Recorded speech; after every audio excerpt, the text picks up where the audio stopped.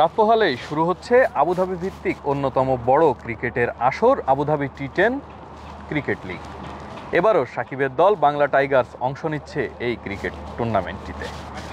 কিছুক্ষণ আগে এখানে সংবাদ সম্মেলন শেষ হয়েছে এবং ক্যাপ্টেন মিট আপ শেষ হয়েছে। আমরা ছিলাম সরাসরি সেখান থেকেও আপনাদেরকে যেমনটি জানাচ্ছিলাম যে সাকিব আল হাসান আবুধাবিতে অবস্থান করছেন এবং আবুধাবি টি10 ক্রিকেট লিগ নিয়ে তিনি ফুল ফোকাস দিয়ে বর্তমানে আবুধাবিতেই অবস্থান করছেন। সংবাদ সম্মেলনে আমরা সাকিব আল হাসানকে আরটিভির পক্ষ থেকে প্রশ্ন করেছিলাম যে আপনাকে আবারও বাংলাদেশ দলে কবে দেখা যাবে। তবে এই প্রশ্ন এড়িয়ে সাকিব আল হাসান কথা বলেছেন টি10 লিগের এই ম্যাচ নিয়ে এবং এই টুর্নামেন্ট নিয়ে। প্রশ্ন ছিল বাংলাদেশ ক্রিকেট দলের হয়ে আপনি কবে খেলবেন এবং আগামী চ্যাম্পিয়ন্স ট্রফিতে আপনাকে আবারও দেখা যাবে কিনা। কোনো প্রশ্নেরই তার কাছ থেকে উত্তর মেলেনি।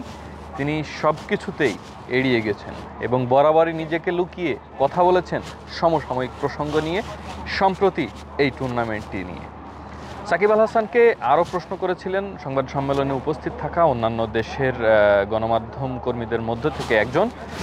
তারা জানতে চেয়েছিলেন যে আপনি চ্যাম্পিয়ন্স ট্রফিতে থাকবেন কিনা এবং আপনি আগামী অবসর নিয়ে কি ভাবছেন। তবে তিনি টোটালি এই বিষয়ে কোনো কথা বলতে চাননি। তার মূল কথাই ছিল এই টুর্নামেন্ট নিয়ে। সব মিলিয়ে চ্যাম্পিয়ন্স ট্রফি বা দেশে ফেরা কিংবা বাংলাদেশ দলে আবারও খেলা নিয়ে সাকিব আল হাসানের কোনো ভ্রুক্ষেপ নেই, এমনটি বোঝা গেছে আজকের এই ক্যাপ্টেন মিট আপ এবং প্রি প্রেস কনফারেন্স থেকে।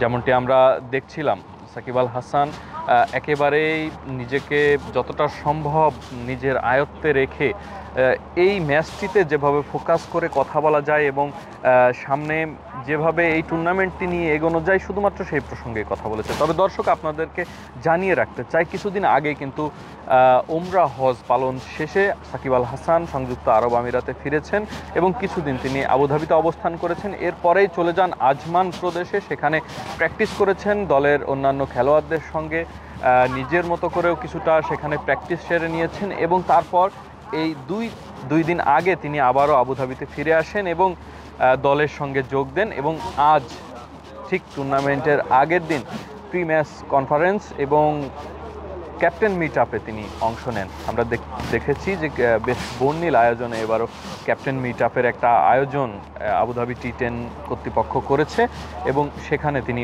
অংশ নিয়েছেন। সব মিলিয়ে এবারের টুর্নামেন্টটিতে আমরা তাকে দেখব সম্পূর্ণ এক ভিন্ন রূপে, যেখানে তিনি শুধুমাত্র ফোকাস করছেন এই একটি বিষয়ে। তার ওপরে থাকা কোনো ধরনের আলোচনা, সমালোচনা বা যে কোনো ধরনের সমালোচনাকে তিনি এখন তুচ্ছ জ্ঞান করছেন এবং সেটি থেকে বিরত থেকে সম্পূর্ণরূপেই তিনি এই টুর্নামেন্টটিতে ব্যস্ত থাকবেন, এমনটি তিনি আশাবাদ ব্যক্ত করেছেন। সংযুক্ত আরব আমিরাতের আবুধাবি জায়েদ ইন্টারন্যাশনাল ক্রিকেট স্টেডিয়াম থেকে এস এম শাফায়েত, আরটিভি।